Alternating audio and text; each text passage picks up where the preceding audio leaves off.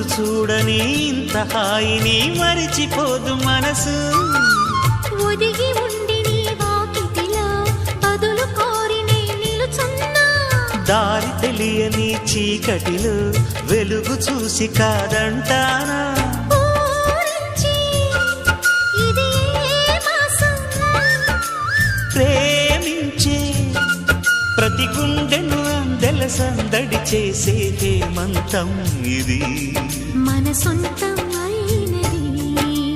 కిలకిల నవ్వే కోయిల కోసం వచ్చింది మధుమాసం. మిలమిల